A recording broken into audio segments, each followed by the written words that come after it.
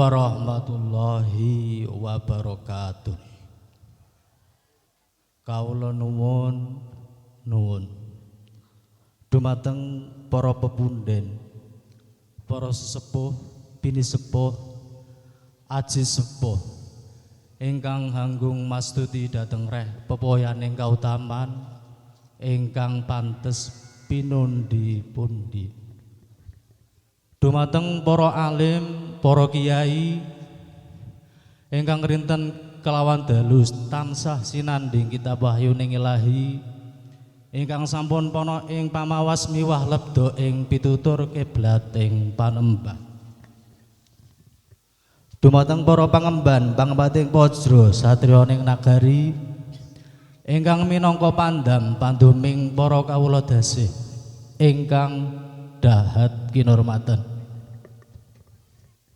Sagunging para rawuh kakung semawana putri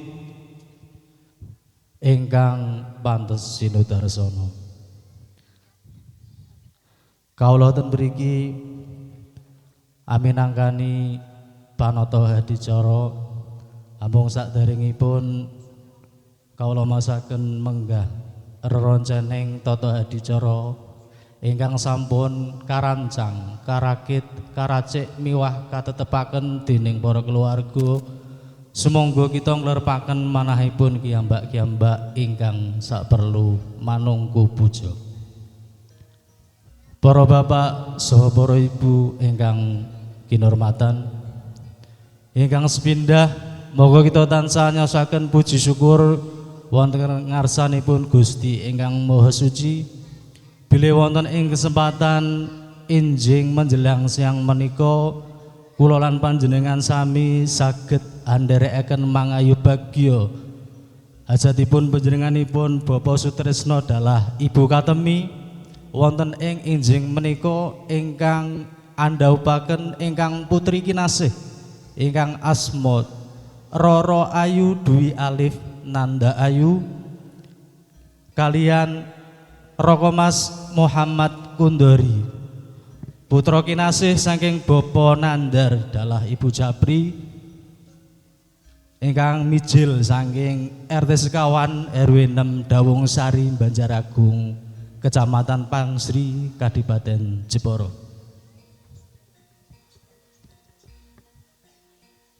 Ingkang angka kalih sholawat ugi salam mugi tansah kita aturaken dumateng junjungan kita Nabi Agung Muhammad Rasulullah sallallahu alaihi wasallam biqaulina Allahumma sholli ala sayyidina Muhammad wa ala ali sayyidina Muhammad. Mugi-mugi kula saha panjenengan sami wonten ing dinten akhir sakmangke kadagu dados umatipun amin ya rabbal alamin. Boten kadah ingkang salajengipun kawula badhe maosaken menggah reroncane ngadicara wonten ing titi laksana ing siang menika ingkang angka sepundhah inggih menika pambuka ingkang angka kalih pasrah panampi ingkang sakmangke badhe kasirarani panjenenganipun Bapa Suwani.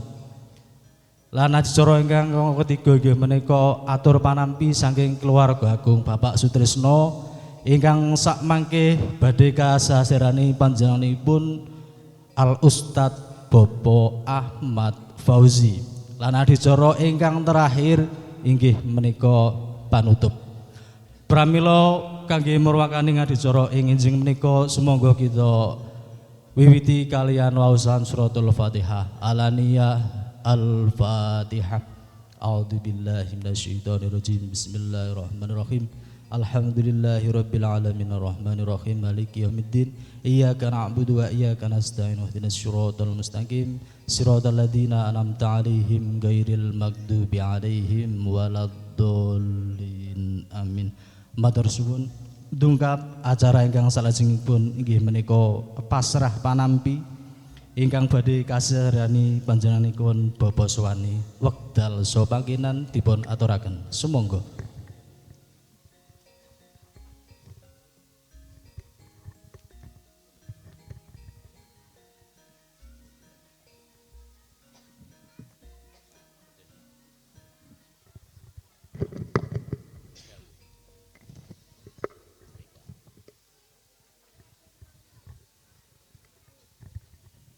Assalamualaikum warahmatullahi wabarakatuh. Bismillahirrahmanirrahim. Alhamdulillahirabbil alamin. Wal aqibatu lil muttaqin wala udwana illa 'alal dzalimin. Shalatu wa taslim ala khairi khalqihi Muhammadin wa ala alihi wa ashabihi wa alaina ajmain wa la haula wa la quwata illa billahil aliyyil azim amma ba'du. Hadratal kiram para alim para kiai ingkang kawula dherekaken menggah fatwahipun, para bapak sesepuh bini sepuh sesepuh agami sesepuh masyarakat duka gerat ingkang minulya, langkung-langkung sahibul hajah Bapak Sutrisno Gela Ibu Katemi sak putra wayahipun sedaya saking tamu undangan ingkang sampun pinaraan wonten ing menika majelis, langkung-langkung saking keluarga Bapak Nandar saking Banjaragung saha Ibu Jabri beserta rombonganipun sepuhanem ingkang minulya. Nuwun sewu kawula saderengipun matur jumeneng wonten ngarsa panjenengan sami. Namun saderengipun matur monggo kita sami sareng-sareng nyaosaken syukur wonten ing ngersanipun Allah Subhanahu wa taala. Wedene detik menika kula panjenengan sami tansah ginanjar sehat afiah saged dherekaken napa ingkang dipun kersakaken Bapak Nandar Gela Ibu Jabri sak keluarganipun. Silaturahmi wonten dalemipun Bapak Sutrisno Gela Ibu Katmi beserta keluarganipun. Mugia ngen kita sami nderekaken napa ingkang dipun kersakaken Bapak Nandar sak keluarganipun menika beto barokah manfaat jo masalah kagem Bapak Nandar lumantar Bapak Sutrisno sak keluarga pun parengana slamet dening Allah Subhanahu wa taala. Kita ngantos kunduripun, amin Allahumma amin. Boten kasupen malih sholawat ma'asalam kunjuk dateng beliau Rasulullah Muhammad sallallahu alaihi wasallam kang kita dherekaken menggah sedaya sunah-sunahipun lan syariatipun. Nuwun sewu Bapak Ibu sedaya ingkang sami makempal wonten ing dalemipun Bapak Sutrisno Gela Ibu Katemi. Kawula minangka wakil dados talang aturipun Bapak Nandar beserta keluarganipun Ibu Jabri sepindah insyaallah boten badhe kathah ingkang kawula aturaken. Sepindah niat ingsun kawula sak rombongan keluarga Bapak Jabri, Bapak Nandar lan Ibu Jabri silaturahmi.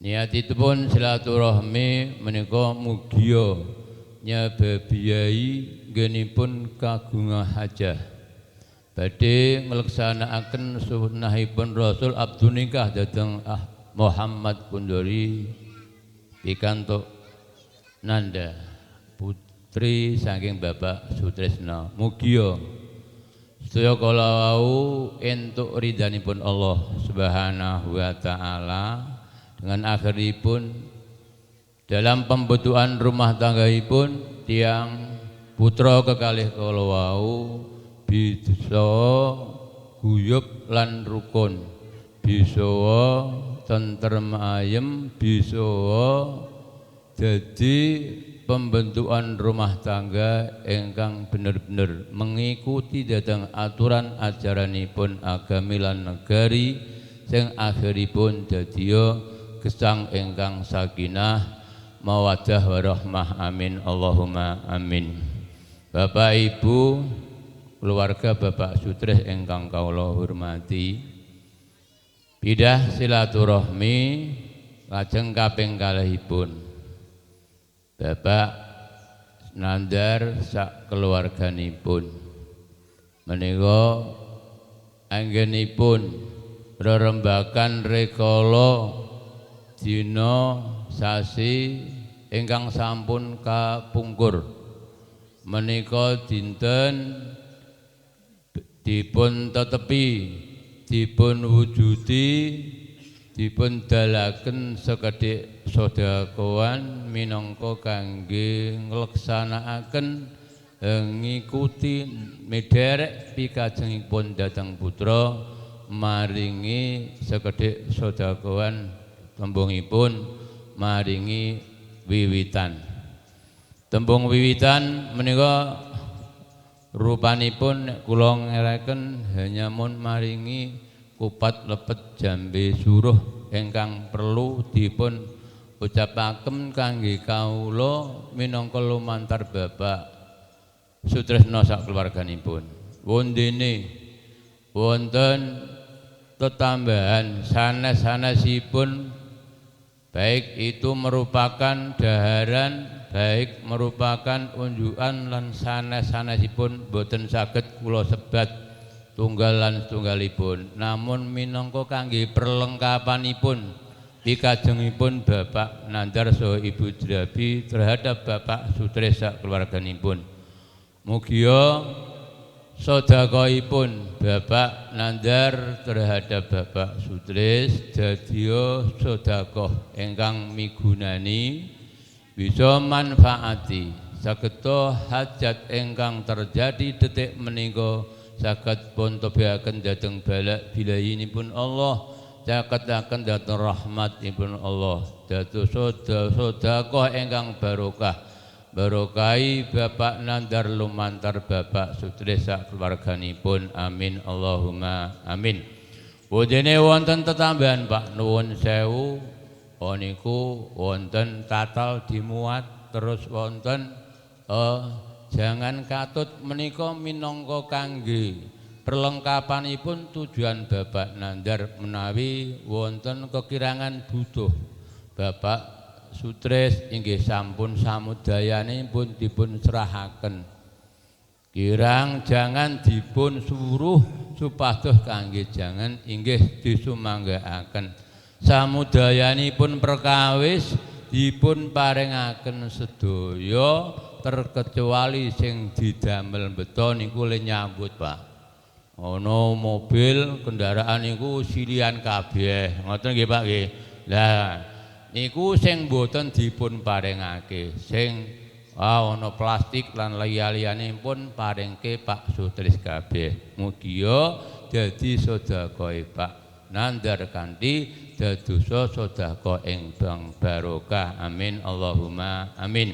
Wonten kekilafan, kekirangan dalam hal napa kemawon kagem Bapak Nandar terhadap Bapak Sutris menurut kemampuanipun Bapak Nandar kados ngaten wonten kilaf kekirangan dalam hal apa baik putra putri ingkang iku mungkin le ngarep-ngarep kepengin dadekno anak iku kapan saate kula dhewe nembe ngertos niki.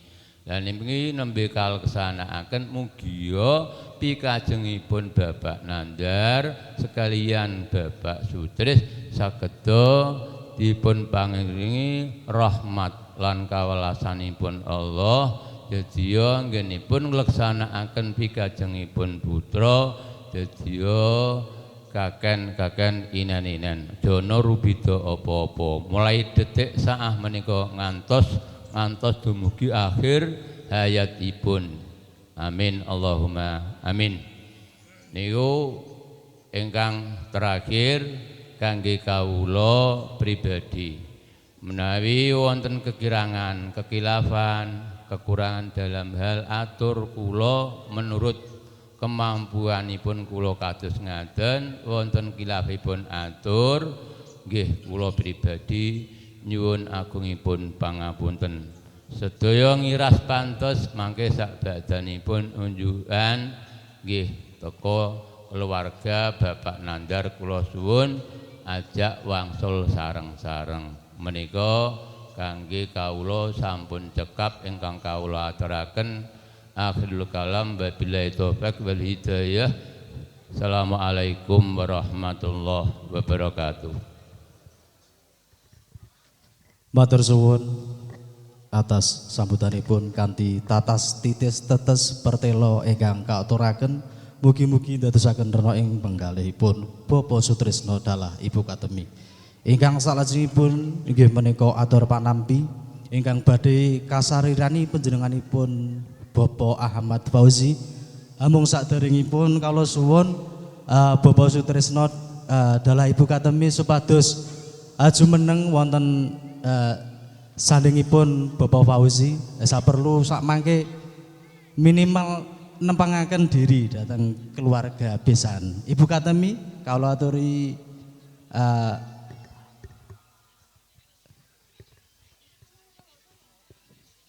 Ibu Katemi monggo.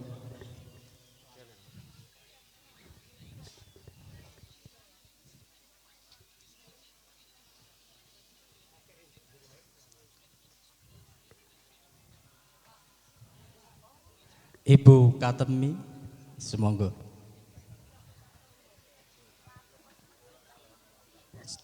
Jumeneng wonten sasana piniji. Mriki sinanding kalian ingkang bapa. Semonggo. Semonggo. Bismillahirrahmanirrahim. Assalamualaikum warahmatullahi wabarakatuh. A'udzu billahi minasy syaithanir rajim. Bismillahirrahmanirrahim. Alhamdulillahi rabbil alamin wa bihi nasta'inu ala umurid dunya waddin. Sayyidina wa maulana Muhammadin wa ala alihi wa sahbihi wa alaina ajma'in. Rabbi shrah li sadri wa yassir li amri wahlul 'uqdatam min lisani yafqahu qouli. Amin amma ba'du. Wonten ngarsanipun para alim, para ulama, para kiai ingkang kula taati sedaya fatwahipun. Wabil khusus sesepuh agami, sesepuhin wilayah ingkang dipun sepuhaken ingkang kawula tresnani, keluarga besar saking rombongan Bapak Nandar beserta Ibu Japri, sak keluarga ingkang dipun parkasai panjenenganipun Bapak Suwani ingkang kawula taati, ingkang kawula tresnani. Dumateng Bapak Sutrisno beserta Ibu Katemi, sak keluarga sak gotrah ingkang kawula utamakaken. Boten kesupen Bapak Ibu sedaya rombongan keluarga besar saking Bapak Nandar beserta Ibu sedayanipun ingkang kula tresnani, ingkang boten kawula sebat setunggalan setunggalipun, sugeng pinarak, sugeng kresepi menapa ingkang dados suguhanipun saking Bapak Sutrisno beserta Ibu. Monggo saderengipun nggih menika kawula ngaturaken sepatah kata maupun dua patah kata minangka talangaturipun saking Bapak Sutrisno, Ibu Katemi, minangka kula sebagai talangatur sesulih saking Bapak Sutrisno mboten kuwawa ngucapaken dhateng panjenengan sami. Sepindah Alhamdulillah wa syukurillah. Enjang menjelang siang punika kula panjang sami saged silaturahmi bertemu kalian keluarganipun Bapak Nandar beserta Bapak Sutrisno sak keluarga.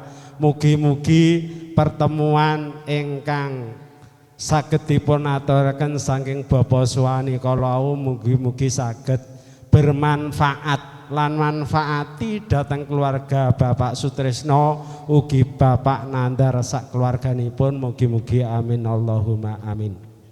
Ingkang kaping kalih, wa sallallahu sholli wa sallim ala sayyidina Muhammad.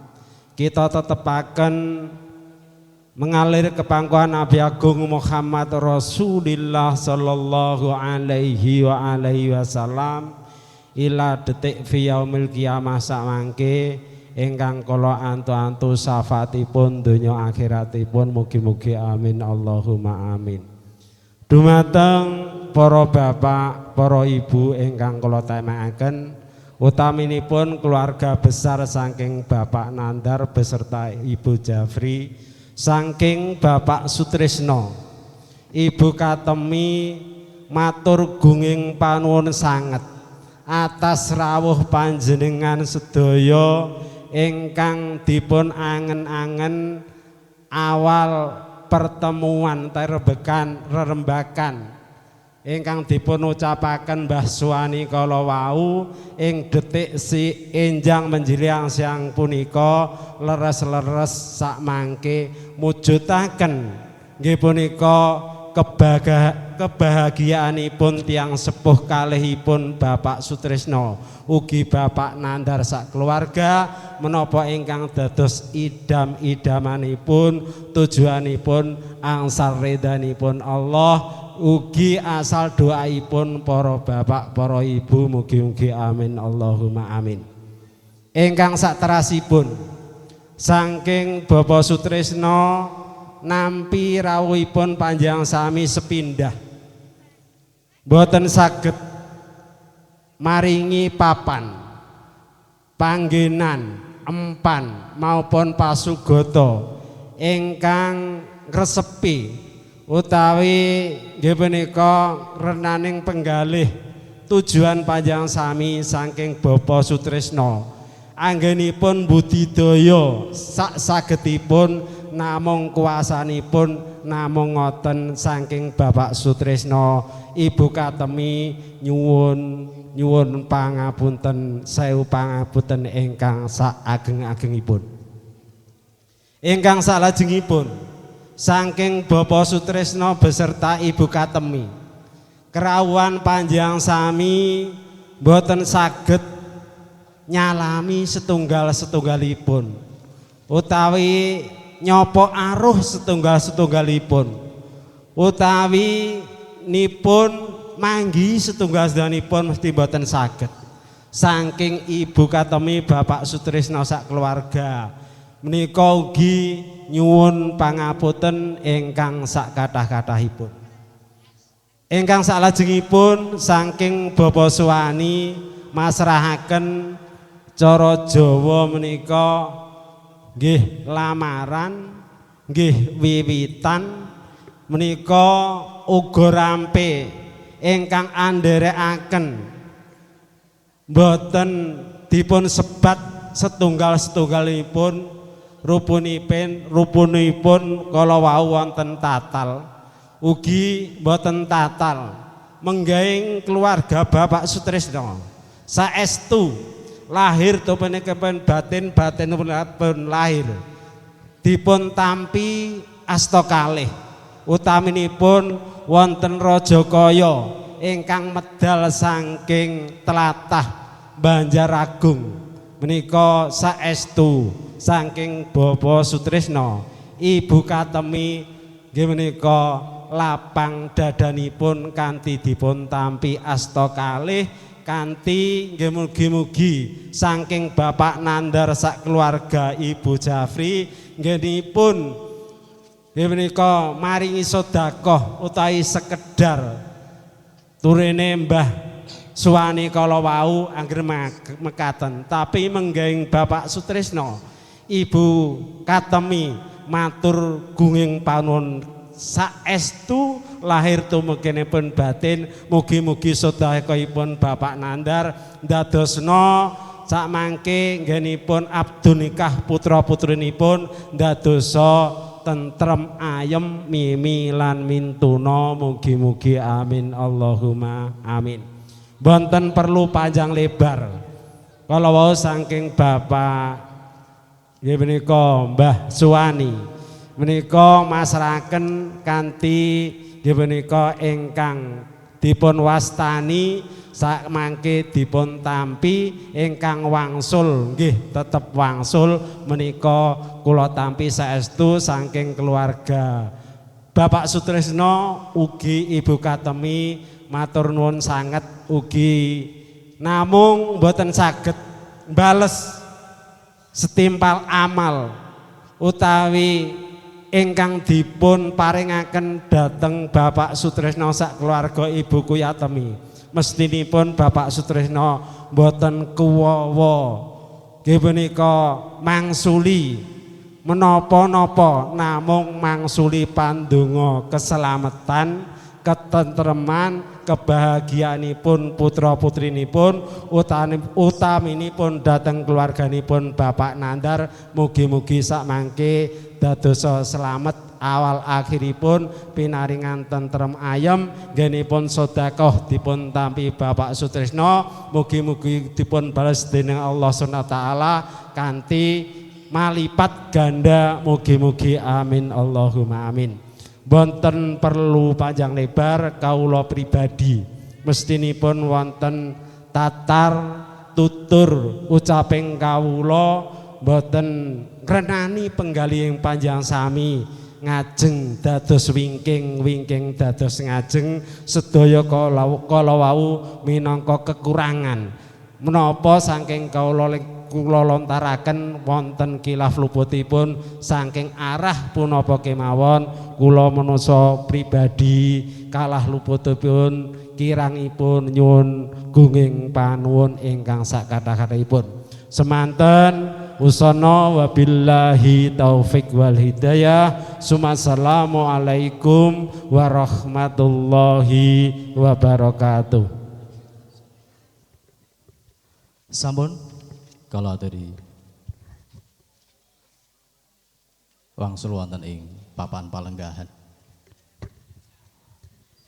Adicara ingkang terakhir inggih menika panutup kawula minangkani ingkang mimpin kawontenanipun Titi Laksana adicara ing siang menika wiwit awal hingga akhir kathah kekirangan kelepatan kawula pribadi nyuwun agunging samudra pangaksama ing wusana cekap kalau akhiri billahi taufik wal hidayah. Assalamualaikum warahmatullahi wabarakatuh. Rahayu rahayu rahayu sagung dumadi.